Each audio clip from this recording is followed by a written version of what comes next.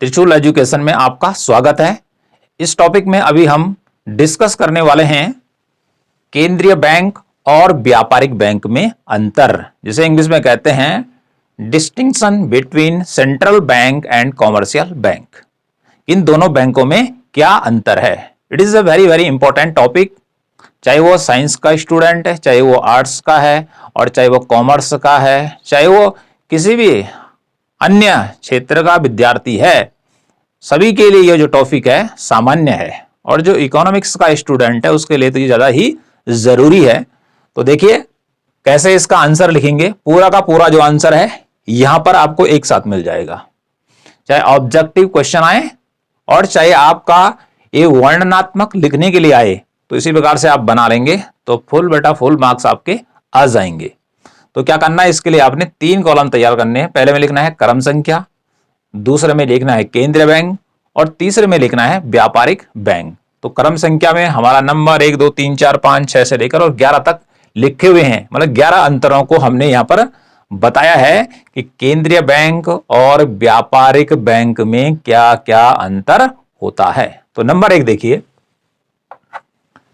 देश का सर्वोच्च बैंक होता है, अर्थात जो केंद्रीय बैंक होता है वह किसी भी देश का सर्वोच्च बैंक होता है, सबसे बड़ा बैंक होता है देश का। जैसे भारत का है रिजर्व बैंक ऑफ इंडिया, और इसके ठीक इस वाले भाग में आप लिखेंगे कि व्यापारिक बैंक देश का सर्वोच्च बैंक नहीं होता है। तो होता क्या है, संपूर्ण बैंकिंग प्रणाली का एक अंग मात्र होता है, एक पार्ट है। जो पूरा बैंकिंग सिस्टम होता है कि जो कि केंद्रीय बैंक और उसके नीचे आने वाले जितने बैंक हैं, जैसे भारत की बात कर ले आरबीआई, और उसके नीचे आने वाले बैंक जैसे एसबीआई है, पीएनबी है, या और भी बैंक हैं, वो पूरे के जो पूरे बैंक हैं वह एक क्या बनाते हैं, बैंकिंग सिस्टम को बनाते हैं। तो उसका केवल एक पार्ट मात्र होता है व्यापारिक बैंक। ओके जी। तो इस प्रकार से देश का सर्वोच्च बैंक होता है केंद्रीय बैंक, जबकि व्यापारिक बैंक देश का सर्वोच्च बैंक नहीं होता है, केवल यह बैंकिंग प्रणाली का एक अंग मात्र होता है, एक पार्ट होता है। ओके। दूसरा लिखेंगे आप, नोट निर्गमन करता है केंद्रीय बैंक। किसी भी देश का जो केंद्रीय बैंक होता है वही नोट छापने का काम करता है। निर्गमन मीन्स होता है इश्यू करना, छापता है। तो नोट कौन इश्यू करता है, देश में कौन छापता है? जैसे भारत में जितने भी रुपये हैं, चाहे 2000 रुपए का नोट है और चाहे 500 का, ये उससे नीचे आने वाले जितने भी करेंसी नोट हैं उनको आरबीआई छापता है। तो प्रत्येक देश में ऐसे ही होता है कि उस देश का जो केंद्रीय बैंक होता है वह नोट निर्गमन करता है। लेकिन व्यापारिक बैंकों में क्या क्या लिखेंगे आप कि नोट निर्गमन नहीं कर सकता है, अर्थात जो व्यापारिक बैंक है, कॉमर्शियल बैंक भी कहते हैं इसको इंग्लिश में, इसको व्यावसायिक बैंक भी कहते हैं, और वाणिज्यिक बैंक भी इसी को कहते हैं, व्यापारिक बैंक को। तो नोट निर्गमन नहीं कर सकता था, नोट व्यापारिक बैंक नहीं छापते हैं। ऐसा नहीं कि भारत में स्टेट बैंक ऑफ इंडिया भी नोट छापने लग गया और एचडीएफसी भी छापने लग गया, पीएनबी भी छापने लग गया। नो, केवल नोट जो छापता है वह केंद्रीय बैंक छापता है, व्यापारिक बैंक नोट नहीं छाप सकते हैं। ओके, ये केवल जो अधिकार है ये केवल केंद्रीय बैंक के पास है। तो भारत में नोट निर्गमन करने का या छापने का जो एकमात्र अधिकार है वो किसके पास है? RBI, reserve bank of India के पास है। ये दूसरा अंतर हो गया। तीसरा अंतर देखिए, यह बैंकों का बैंक होता है, अर्थात केंद्रीय बैंक जो होता है वह बैंकों का बैंक कहलाता है, और व्यापारिक बैंक में लिखेंगे यह बैंकों का बैंक नहीं होता है। बैंकों का बैंक कौन होता है? केंद्रीय बैंक होता है, जैसे भारत में है। तो बैंकों का bank reserve bank of India हो गया। जापान का जो केंद्रीय बैंक है उसे कहते हैं बैंक ऑफ जापान, तो वह देश का केंद्रीय बैंक हो गया। ठीक है, नंबर पर क्या है, बैंकों का बैंक होता है।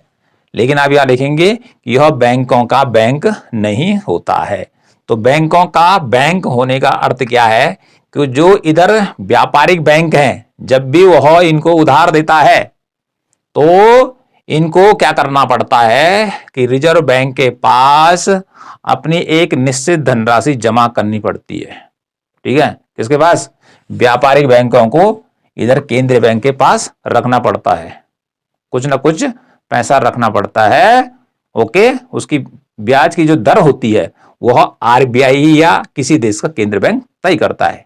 ओके, तो इनका कुछ ना कुछ पैसा इनके पास या इसके पास रहता है। ठीक है, इसलिए इसको कहते हैं बैंकों का बैंक, कि इनका पैसा इसने रखा हुआ है। ओके, चौथा देखिए, यह बैंकों का अंतिम ऋणदाता होता है। कौन? केंद्रीय बैंक। ये सारी जो चीजें बताई जा रही हैं यह केंद्रीय बैंक से संबंधित बताई जा रही हैं। तो यह बैंकों का अंतिम ऋणदाता है। कौन? केंद्रीय बैंक। जैसे भारत में रिजर्व बैंक ऑफ इंडिया बैंकों का अंतिम ऋणदाता है। ठीक है, लोन देने का काम जो करेगा अंत में वो कौन करेगा? केंद्रीय बैंक करेगा। यह बैंकों का अंतिम ऋणदाता नहीं होता है, क्योंकि व्यापारिक बैंक में तो कई बैंक लगे हुए हैं। व्यापारिक बैंक में कई बैंक आते हैं, कॉमर्शियल बैंक में कई बैंक आते हैं, जैसे मैं एसबीआई की बात कर चुका हूं, state bank of India, Punjab national bank, Canara bank, इसी प्रकार से बैंक ऑफ बड़ौदा। तो ये कैसे बैंक है? व्यापारिक बैंक है, व्यावसायिक बैंक कहते हैं इनको। तो यह बैंकों का अंतिम ऋणदाता नहीं होता है, क्योंकि व्यापारिक बैंक जो होते हैं इनके पास जब पैसा खत्म हो जाता है, कहीं से इनको उधार नहीं मिलता है, तो ये उधार लेने कहां जाते हैं? इधर केंद्रीय बैंक के पास जाते हैं। जैसे भारत में कोई बैंक घाटे में चल रहा है, अब उसको कहीं से भी जमा पूंजी प्राप्त नहीं हो रही, लोगों से कोई पैसा नहीं आ रहा है, बैंक डूबने वाला है, तो उसको बचाने का काम कौन करेगा? उसको बचाने का काम जो करेगा वह केंद्रीय बैंक करेगा। ठीक है जी, इसलिए लिखेंगे यह बैंकों का अंतिम ऋणदाता होता है। ओके, और व्यापारिक बैंक अंतिम ऋणदाता नहीं होता है। पांचवा देखिए क्या लिखेंगे, यह संपूर्ण देश का एक बैंक होता है। अर्थात जो केंद्रीय बैंक होता है पूरे देश का एक ही होता है।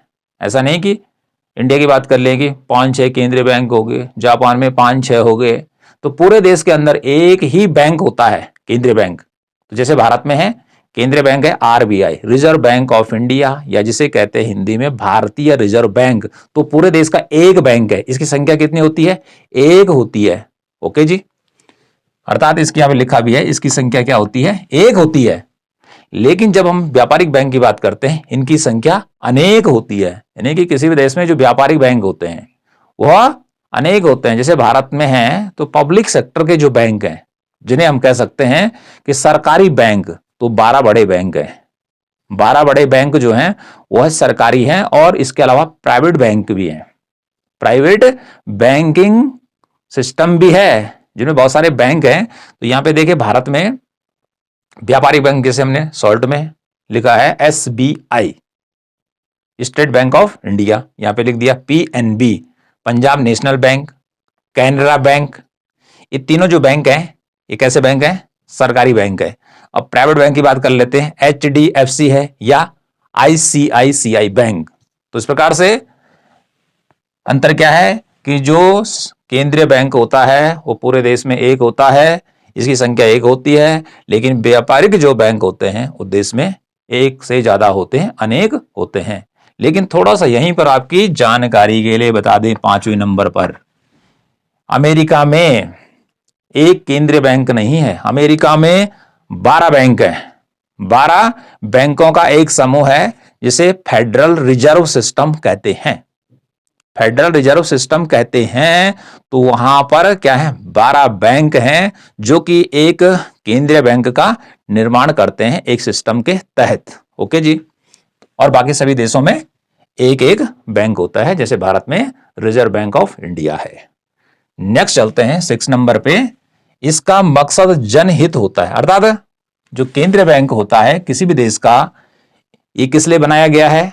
ये जनता के कल्याण के लिए बनाया गया है। इसका लाभ कमाना कोई मकसद नहीं है। किस बैंक का? केंद्रीय बैंक का। लेकिन इसका उल्टा क्या होगा?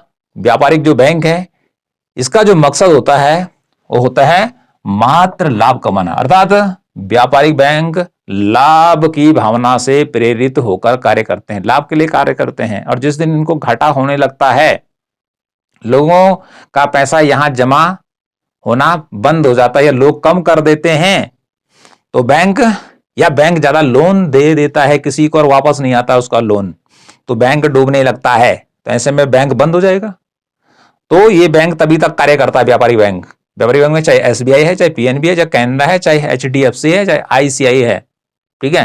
ये सारे बैंक जो हैं ये लाभ से प्रेरित होकर कार्य करते हैं, ठीक है, लाभ की भावना से काम करते हैं। जितने भी बैंक में कर्मचारी लगे हुए हैं, जो उनका रूम बिल्डिंग किराए पे ले रखी है, वह सब उन्होंने कहां से देना है?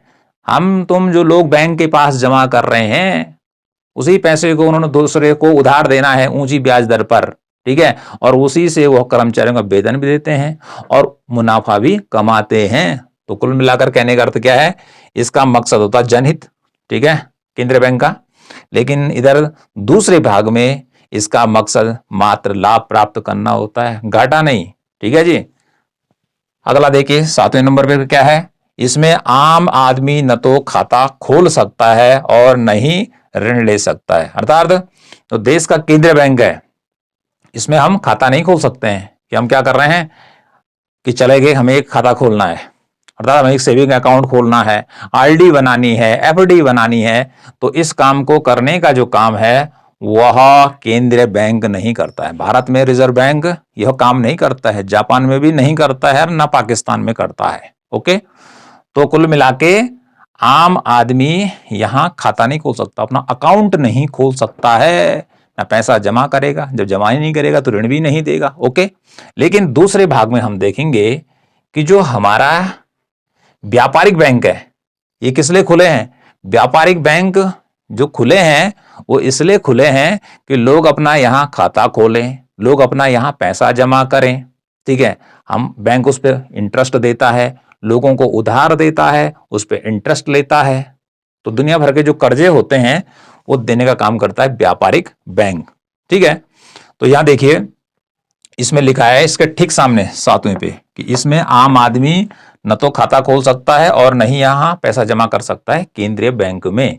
लेकिन व्यापारिक बैंक में इसमें आम आदमी अपना खाता खोल सकता है, उधार ले सकता है, ठीक है। खाता खोलेगा, उधार लेने का काम करेगा, पैसा एक जगह से दूसरी जगह भेजना है, ये काम भी किसका है? वह व्यापारिक बैंक का है। व्यापारिक बैंक में क्या होता है कि आपके पास सोना है, आपके पास गोल्ड है, या आपके पास हीरा है, डायमंड है, तो इस प्रकार की जो बहुमूल्य धातुएं हैं आप उनको कहाँ रख सकते हैं? वह व्यापारिक बैंक की तिजोरी में रख सकते हैं। एसबीआई में आपका खाता है तो वहां रख सकते हैं, पीएनबी में है तो वहां रख सकते हैं, आईसीआईसीआई बैंक में है तो वहां रख सकते हैं। तो कुल मिला के इसमें आम आदमी अपना खाता खोल सकता है। अर्थात किन बैंकों में व्यक्ति अपना खाता खोल सकता है? व्यापारिक बैंकों में खोल सकता है। तो व्यापारिक बैंक तो बहुत सारे हैं, किसी में भी खोल सकता है। ओके, और उधार भी ले सकता है और वहीं से और काम भी कर सकता है। जैसे हमने कहा कि मनी उसको ट्रांसफर करनी है तो वहां से वह ट्रांसफर भी कर सकता है। अगला है 8वां, देखिए इसका प्रत्यक्ष जनता से कोई संबंध नहीं होता है। यानी कि जो रिजर्व बैंक है इसका जनता से यानी कि हम लोगों से, देश के लोगों से डायरेक्ट कोई रिलेशन नहीं होता है, क्योंकि ऊपर ही बताया जा चुका है हम यहां पैसे ना तो जमा कर सकते हैं, क्यों? खाता नहीं खोल सकते हैं, तो इसका डायरेक्ट हमसे कोई रिलेशन नहीं है, ठीक है। हमारा इससे कोई सीधा संबंध नहीं है। सीधा संबंध कब होता है? जब हम यहां जाते, अपना खाता खोलते, ठीक है, पैसा जमा करते तो कुछ ब्याज देता, तो इस प्रकार से होता हमारा सीधा संबंध। इसका प्रत्यक्ष जनता से कोई संबंध नहीं होता है। जबकि इधर देखेंगे कि जो व्यापारिक बैंक होते हैं इनका क्या होता है? इसका जनता से प्रत्यक्ष संबंध होता है, डायरेक्ट रिलेशन होता है बैंक का। कैसे होता है कि हम एसबीआई के किसी ब्रांच में हमारा खाता है, उस बैंक में हम जाते हैं, ठीक है, खाता है तो पैसे उसमें हम डिपॉजिट कर सकते हैं, ठीक है, या क्या कर सकते हैं? विड्रॉल कर सकते हैं, या हमें पैसे को ट्रांसफर करना है ट्रांसफर कर सकते हैं। तो ये हुआ प्रत्यक्ष संबंध। बैंक मैनेजर से मिल सकते हैं, किसके संबंध में? अपने खाते के बारे में, ठीक है। एटीएम कार्ड लेना है, इसके बारे में जो काम करेगा वो कौन सा करेगा? इधर व्यापारिक बैंक करेगा। तो इस प्रकार से हमारा जो रिश्ता होता है आदमी का सीधा सीधा, वो किससे होता है? व्यापारिक बैंक से होता है, केंद्रीय बैंक से नहीं होता है। 9वें पे देखिए, यह केंद्रीय सरकार के अधीन होता है। अर्थात जो केंद्रीय बैंक होता है किसी भी देश का, वह किसके अंडर में होता है? केंद्र सरकार के, सेंट्रल गवर्नमेंट के अंडर में होता है। जैसे भारत का जो केंद्रीय बैंक है जिसका नाम क्या है? रिजर्व बैंक ऑफ इंडिया या भारतीय रिजर्व बैंक जिसे कहते हैं, यह किसके अधीन कार्य करता है? केंद्र सरकार के अधीन कार्य करता है। केंद्र सरकार के अंडर में काम करता है। ओके, कौन? केंद्रीय बैंक, यहां पे लिखा हुआ है यह केंद्रीय सरकार के अधीन काम करता है। तो किसी देश की जो केंद्रीय सरकार होती है, जैसे हमारे देश में केंद्रीय सरकार का जो सुप्रीम होता है वो प्रधानमंत्री होता है। कौन होता है? प्रधानमंत्री होता है। तो प्रधानमंत्री के अंडर में उसका मंत्रिमंडल आ गया, तो ये पूरे देश की सरकार हो गई। चाहे वो जम्मू में बैठा है, चाहे वो नीचे केरल में बैठा है, चाहे गुजरात में बैठा है, चाहे अरुणाचल प्रदेश में बैठा हुआ, सबका प्रधानमंत्री एक ही होगा। केंद्र स्तर पर जितने भी डिसीजन ले जाएंगे वो कहां से ले जाएंगे? प्रधानमंत्री स्तर से ले जाएंगे, न्यू दिल्ली से। ओके जी, तो यह केंद्रीय सरकार के अधीन होता है, केंद्र सरकार के अंडर में होता है। कौन सा बैंक? केंद्रीय बैंक। लेकिन इधर दूसरे भाग में देखते हैं कि व्यापारिक बैंक क्या होता है। यह केंद्रीय सरकार के, केंद्र सरकार के या आरबीआई के अधीन होता है। ठीक है, किसके? यह केंद्रीय बैंक यानी कि जो हमारा केंद्रीय सरकार है उसके अंडर में तो काम करता ही करता है, या जो आरबीआई है या किसी देश का केंद्र बैंक है उनके अंडर में तो ये बैंक काम करते ही करते हैं सारे के सारे। इसी साथ ये है कि यह सरकारी या प्राइवेट दोनों हो सकते हैं। आरबीआई जो है ये तो केवल सरकारी हो सकता है। ओके जी, ये प्राइवेट नहीं हो सकता है। लेकिन बाकी जो व्यापारिक बैंक हैं वह क्या है? हमारे देश में 12 तो क्या है? सरकारी हैं, बड़े बैंक हैं। इसके अलावा प्राइवेट बैंक भी हैं। देखिए यहां पे लिखा हुआ जैसे एसबीआई है, तो एसबीआई क्या है? भारत सरकार का प्रतिष्ठान है, पब्लिक सेक्टर का बैंक है। लेकिन जहां पर बात करते हैं आईसीआईसीआई बैंक की, यह प्राइवेट बैंक है। ठीक है जी। इस प्रकार से बंधन बैंक है, ये भी प्राइवेट बैंक है। तो इस प्रकार से दोनों प्रकार के जो बैंक हैं वो व्यापारिक बैंक हो सकते हैं, प्राइवेट भी हो सकता है और सरकारी भी हो सकता है। दोनों में जाके आप अपना खाता खोल सकते हैं। तो कुल मिलाकर कहने का अर्थ क्या है कि यह केंद्र सरकार के अधीन होता है। कुल मिलाकर केंद्रीय बैंक पर जो नियंत्रण है वो किसका है? केंद्र सरकार का है, सेंट्रल गवर्नमेंट का है। लेकिन ये जो हमारे नीचे के बैंक हैं जिन्हें हम व्यापारिक बैंक कहते हैं, जिसमें हमने बताया कि प्राइवेट भी हैं और गवर्नमेंट हैं, जिसे पब्लिक सेक्टर के बैंक भी कहते हैं, यह सेंट्रल गवर्नमेंट के अंडर में भी हो सकते हैं। ठीक है, आरबीआई के अधीन भी हो सकते हैं। ओके, और इसी में और व्यापक अर्थ में लिया जाए तो ये प्राइवेट और पब्लिक सेक्टर दोनों के हो सकते हैं। अगला चलता है, यह देश की मौद्रिक नीति बनाता है। वेरी इंपॉर्टेंट, देश की जो मौद्रिक नीति है कौन बनाता है? केंद्रीय बैंक बनाता है या व्यापारिक बैंक बनाता है? तो आंसर आएगा केंद्रीय बैंक, सेंट्रल बैंक। जैसे भारत में मौद्रिक नीति पूरे देश की होती है, पूरी कंट्री की होती है, तो कौन बनाता है? वह बनाता है रिजर्व बैंक ऑफ इंडिया।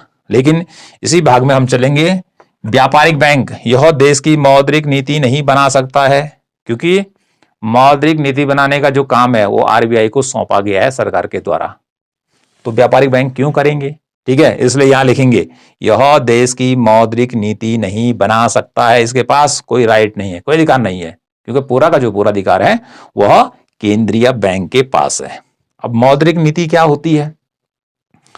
मौद्रिक नीति के ऊपर, अर्थात मौद्रिक नीति किसे कहते हैं, इसको मैं पहले ही पढ़ा चुका हूं। ठीक है, आप प्ले लिस्ट में जाकर इसको देख सकते हैं, मुद्रा और बैंकिंग वाली प्ले लिस्ट में। तो मौद्रिक नीति में क्या होता, देखिए, मुद्रा की मांग और पूर्ति में संतुलन बनाने का जो काम करेगा वह करेगा आरबीआई। जब मुद्रा बाजार में मुद्रा की पूर्ति बढ़ जाती है, मुद्रा ज्यादा हो जाती है, माना कि 100 रुपए पूरी अर्थव्यवस्था में मुद्रा की मांग है और पूर्ति भी 100 है, तो ठीक, अच्छी बात है, बराबर है।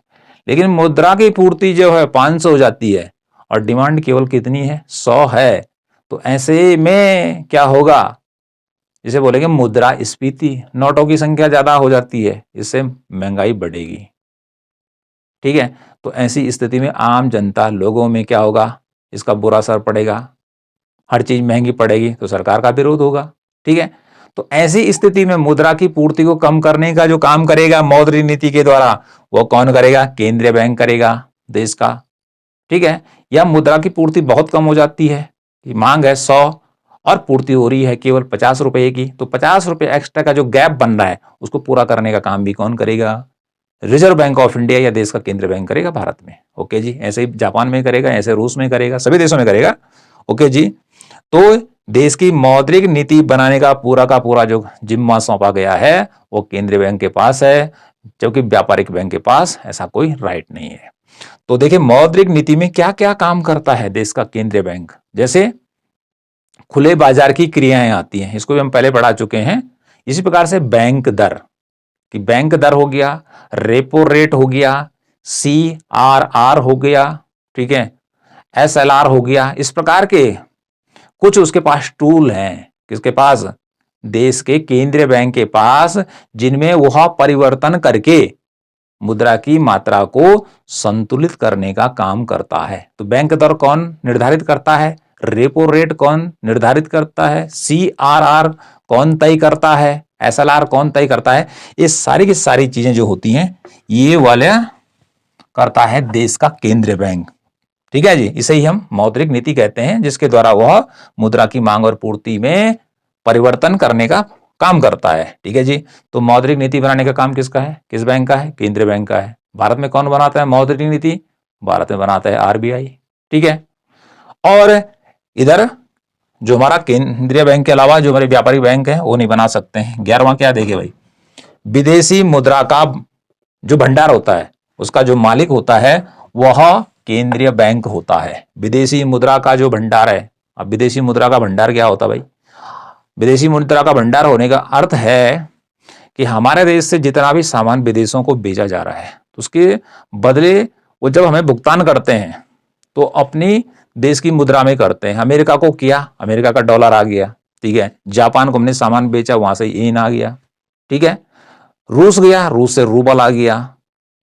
तो विभिन्न देशों से जो मुद्रा हमारे देश में आ रही है, चाहे वो रूबल के रूप में आ रही है, चाहे वो येन के रूप में आ रही है, चाहे डॉलर के रूप में आ रही है, चाहे यूरो के रूप में आ रही है, चाहे पौंड के रूप में आ रही है, मतलब किसी भी रूप में आ रही है, किसी देश की मुद्रा विभिन्न नामों से जानी जाती है। तो उसका जो भंडार होता है, वो पैसा जो जमा होता है वो किसके पास होता है, ये वाला विदेशी मुद्रा वाला वो होता है केंद्रीय बैंक के पास, ठीक है।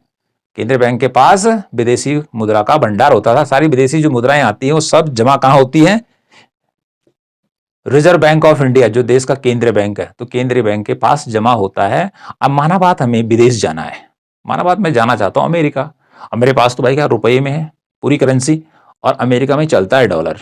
तो मुझे अब अमेरिका में जाना है या अमेरिका में जाना चाहता हूं, तो माना मैं दिल्ली गया, तो मैं क्या करूंगा, अमेरिका जाने से पहले इन सारे नोटों को, अर्थात जितने नोटों की मुझे वहां जरूरत है उनको मैं किस में चेंज करूंगा, वह मैं बैंक में जाकर क्या करूंगा, उसके बदले अर्थात भारतीय रुपए के बदले डॉलर ले लूंगा कीमत पर। दोनों का जो जो रेशियो होगा उस रेशियो के आधार पे उतना डॉलर में ले लूंगा। अर्थात मैंने 1 लाख रुपए जमा कर दिए, ठीक है। तो 1 लाख रुपए के बदला पता चला कि मुझे कितने डॉलर मिले, अब देखता हूं मैं मुझे 50,000 डॉलर मिले, ठीक। अब अमेरिका में उससे खरीदारी करूंगा। यदि जापान जाना चाहता हूं तो तब डॉलर नहीं, तब येन चाहिए। जिस भी कंट्री में जा रहा हूं उस देश की मुद्रा चाहिए होगी, तो वो हमें अपना देश छोड़ने से पहले ही क्या करना पड़ेगा, उसको चेंज करना पड़ेगा बैंक में जाकर। अभी बताते हैं कौन से बैंक में कर सकते हैं। तो विदेशी मुद्रा का जो भंडार है, तमाम देशों की जो मुद्राएं देश में आती हैं व्यापार के माध्यम से, वह सब रिजर्व बैंक के पास आती है। उस पर पूरा जो नियंत्रण होता है वह रिजर्व बैंक का होता है। इसलिए पूरा का पूरा जो विदेशी मुद्रा भंडार है उसमें मुद्रा ही मुद्रा नहीं आ रही, उसमें सोना भी आ रहा है, उसमें बहुमूल्य धातुएं हैं, या जो प्रतिभूतियां हैं विदेशी बैंकों की भारत सरकार ने या केंद्रीय बैंक ने खरीद रखी हैं, वो सब इसके पास रहती हैं। किसके पास रहती हैं, केंद्रीय बैंक के पास रहती हैं। इसके उल्टा क्या होगा, केंद्रीय बैंक के आदेश अनुसार विदेशी मुद्रा का क्रय विक्रय कर सकता है। अर्थात इसके पास विदेशी मुद्रा का भंडार नहीं होता है, किसके पास, व्यापारिक बैंक के पास। ये तो जब इसके पास आ गया, किसके पास, रिजर्व बैंक ऑफ इंडिया के पास, ये राइट सरकार ने इसको दे रखा अधिकार, तो इसके पास कहां से आएगा, सीधी सीधी बात है। तो केंद्रीय बैंक के आदेश पर, अर्थात रिजर्व बैंक तो डायरेक्ट क्या करेगा, विदेशी मुद्रा बेचने का काम नहीं करेगा, ठीक है तो उसके पास। अब उसका काम होगा कि अपने अधीनस्थ जो व्यापारिक बैंक हैं उनको वो राइट दे देता, अधिकार दे देता है कि आप विदेशी मुद्रा का क्रय विक्रय कर सकते हैं, ठीक है। जैसे भारत में जो काम दे रखा है कि विदेशी मुद्रा का क्रय करना या विक्रय करना, जिसको जरूरत है उसको बेचना, ठीक है, और क्रय करना, ये दोनों काम, खरीदने और बेचने का जो काम है, रिजर्व बैंक ने जैसे SBI को दे रखा है। स्टेट बैंक ऑफ इंडिया को दे रखा है कि आप इस काम को कीजिए, लेकिन उसने कहा नियंत्रण तो मेरा ही रहेगा। तो पूरा का पूरा भंडार इसके पास है, इसके ऑर्डर पर ये क्या कर सकते हैं, विदेशी मुद्रा का क्रय और विक्रय कर सकते हैं। तो इस प्रकार से ये बहुत सारी बातें हैं जो कि केंद्रीय बैंक को व्यापारिक बैंक से अलग बनाती हैं या व्यापारिक बैंक से केंद्रीय बैंक को अलग बनाती हैं। अगला पॉइंट अभी लिखा नहीं है, लेकिन होता क्या है कि जो देश का केंद्रीय बैंक होता है, जो देश का केंद्रीय बैंक होता है वह वाणिज्यिक बैंक या व्यापारिक बैंकों से कोई प्रतियोगिता नहीं करता, कोई कंपटीशन नहीं होता है इसका, क्योंकि यह देश में पूरा का पूरा एक ही है। ठीक है, इसका कोई कंपटीशन नहीं है किसी बैंक से, केंद्रीय बैंक का। ठीक है, लेकिन जो हमारे व्यापारिक बैंक हैं ये क्या होते हैं, एक दूसरे के प्रतियोगी होते हैं। कि जैसे एसबीआई है, वो चाहता है कि सबसे ज्यादा ग्राहकों की खाते मेरी यहाँ हो, ज्यादा से ज्यादा लोग मेरे पास पैसा जमा करें। ठीक है, दूसरा बैंक कहता है, जैसे बंधन बैंक है प्राइवेट सेक्टर, वो चाहता है कि सब लोग मेरे यहाँ खाता खोलें। ठीक है, यदि कैनरा बैंक है वो बोल रहा है कि मेरे यहाँ जाओ। तो इस प्रकार से ये जो बैंक है, ठीक है, व्यापारिक बैंक कई हैं इसमें, तो ये क्या करते हैं कि ज्यादा से ज्यादा ग्राहकों को अपनी ओर खींचने का काम करते हैं, इसे कहते हैं प्रतियोगिता। ठीक है, तो कोई बैंक क्या है, जैसे भारत में एसबीआई है, वो सबसे ज्यादा टॉप पे चल रहा है, सबसे ज्यादा लोग ग्राहक या सबसे ज्यादा पैसा उसी के पास जमा कर रहे हैं। ठीक है, उसके बाद पीएनबी लगा हुआ है दूसरे नंबर पर गवर्नमेंट सेक्टर में, तो पीएनबी चाह रहा है कि स्टेट बैंक से कुछ ग्राहक इधर खींचे जाए। ठीक है, उधर एसबीआई चाह रहा है कि अन्य बैंकों से ग्राहक इधर खींचे जाए। ओके, तो इस प्रकार का जो माहौल होता है किसका, प्रतियोगात्मक, प्रतिद्वंदी है एक दूसरे के, व्यापारिक बैंक है एक दूसरे के प्रतिद्वंदी हैं। ठीक है, एक दूसरे के सहयोगी नहीं है, प्रतिद्वंदी के रूप में कार्य कर रहे हैं। तो इस प्रकार का जो प्रतिद्वंदी की जो भावना होती है, एक प्रतियोगी की जो भावना होती है कि मैं आगे निकलूं, वह होती है व्यापारिक बैंकों में। तो जो केंद्रीय बैंक है उसका कोई प्रतियोगी नहीं होता है, उसके लिए सारे के सारे जो बैंक हैं वह समान हैं। तो इस प्रकार से हमारा ये बहुत ही महत्वपूर्ण टॉपिक है जो कि क्या बतलाता है कि केंद्रीय बैंक और व्यापारिक बैंक में अंतर। तो आप इसको सिंपल ढंग से लिख सकते हैं। यदि कहीं पर ऑब्जेक्टिव क्वेश्चन आते हैं तो पूरा इसको पढ़ लीजिए, क्रम वाइज से पढ़ लीजिए, उसको लिखना भी जरूरी है। केवल आपने सुना और लिखा नहीं तो फिर आगे नहीं बढ़ सकते आप याद नहीं कर सकते हैं। तो इसको लिखेंगे हम। ठीक है, और जब सब्जेक्टिव आता हमारे पास लिखने के लिए, काफी लंबा चौड़ा लिखने के लिए आता है, ठीक है, पेज भरना है भाई खूब बड़ा सा, तो बड़ा जब होगा तो उसका नंबर भी बड़ा होगा। इस प्रकार का जो क्वेश्चन आएगा भाई, तो कितने नंबर का आएगा, 6 नंबर का आएगा, या और ज्यादा कभी आ सकता है। तो इस प्रकार से आप लिखेंगे, कोई दिक्कत नहीं है। ठीक है, तो इस प्रकार से आज हमने आपको क्या बताने का प्रयास किया, आज हमने आपको बताने का क्या प्रयास किया, वह है केंद्रीय बैंक और व्यापारिक बैंक में क्या अंतर है। तो 11 पॉइंट मैंने यहाँ पे लिखे थे, लेकिन हमने इससे ज्यादा आपको बताने का काम किया है। तो इस यहीं पर आज का जो हमारा टॉपिक है खत्म होता है।